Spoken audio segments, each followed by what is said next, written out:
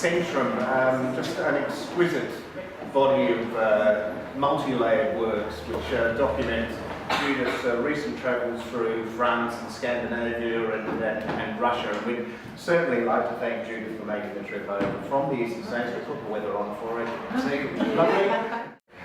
Judith has agreed to say a few words about the exhibition, so I'll hand you over to Judith White. Thank you.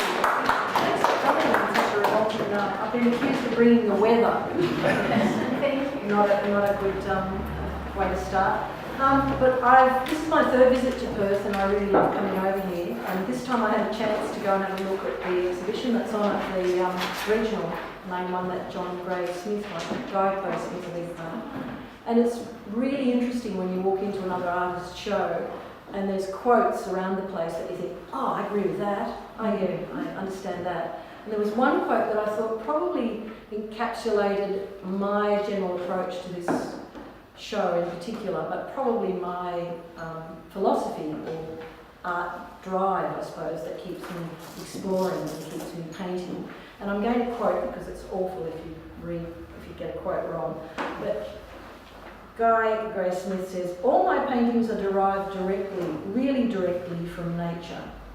They are realistic insofar as they have a truth to me. This is a truth of feeling, not visual truth, but a truth of feeling." And that to me is what motivates my work, and particularly with this show. And the other thing that I felt was a nice parallel was that when he went from England to Perth, stayed here for a while and then went back to Europe and lived, he started doing what he considered the best pictures of his career about Australian landscape, in particular around Perth. And he suddenly realised that he had a much stronger connection with what he was trying to do when he was working from memory.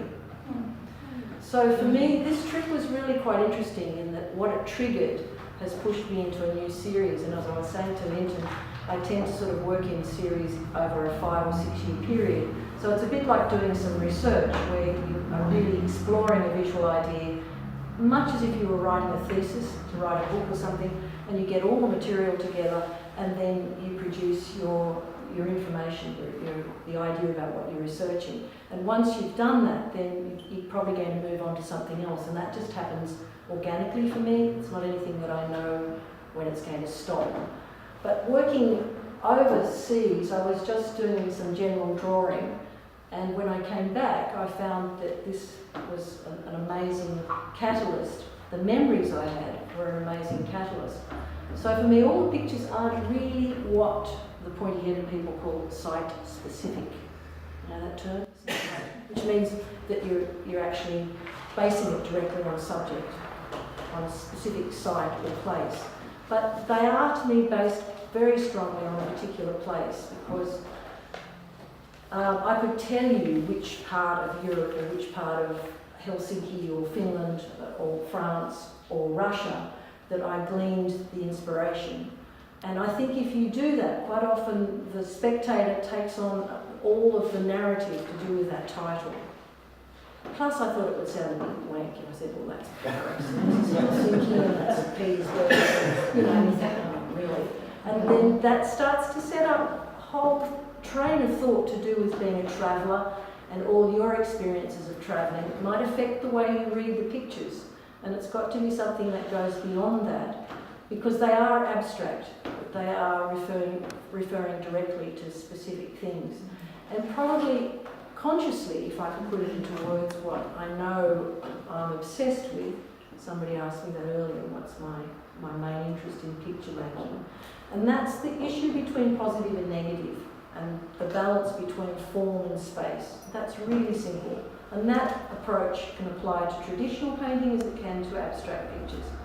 But when you're travelling in Europe, it's a particular issue I find when you're in any city, that you get this sort of opening and closing of space. So you can be going down a small laneway or road, and suddenly it will open up into a big piazza or a square or something, and then it closes down again. So you get a lot of spaces are enclosed. In Australia, they're not so much. We have space that goes on for miles and miles and miles. So that was an issue that really connected with my whole process of painting. so that the idea sprung from that. And Centrum was a word that is on all of the road signs, particularly in Finland, although somebody told me it's a very European word that just means the centre of a village. And we found driving through Finland that you could go to a tiny, tiny little town and it'd still have the word Centrum up, you know, as a directory off the main drag. And you'd go there and it would just be a park bench, you know, square of this and a tree. And then, say, the Centrum of Helsinki is huge with a giant lake and amazing things in a whole big area that goes on for quite a bit of, takes up quite a bit of space. So that intrigued me, that there was still this issue, regardless of scale, and again, the scale of my work is pretty important, as to what happens in terms of the politics of that particular word. And maybe it was abstract enough for it not to be triggering too many stories. And the fact then that if I said, well, this is the centre or the centrum of Helsinki or Vance or wherever else I was, it was better to just number the paintings. And they are numbered as I produce them, because I really felt that I just had this huge burst of activity when I got back. And then suddenly realised I had a show, and then thought, I've got to put this somewhere else, and that's when I went, I thought, I know who might be interested in this. And of course they were. And it's been an absolute pleasure working with Linton and his staff and Gary. So that's how it sort of ended up on this side of Australia rather than on the other, because it is a really new series. But that motivation in terms of what you see in them might mean that you could probably make some comparison between the buildings of Europe and the buildings here. There's a lot more domes and arches and round corners and things in Europe as well. That's the other thing we don't have here.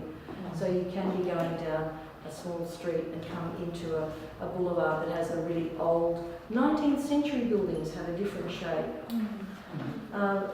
Some of them too have little bits of what is referring to the park benches and also the small gardens and things that you have. But also a lot of them reference things like the tram lines and the telegraph poles and the wires that are through all of these places. So they're in trying to engender that sense of activity and cosmopolitans that's part of urban environments, but not necessarily just European pictures as well.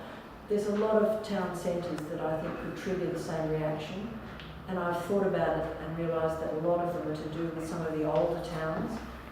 Bathurst in the centre of New South Wales springs to mind, where they've got the old courthouse has got these sort of round shapes, and there's a little bit of a reference to that European 19th century sort of architecture.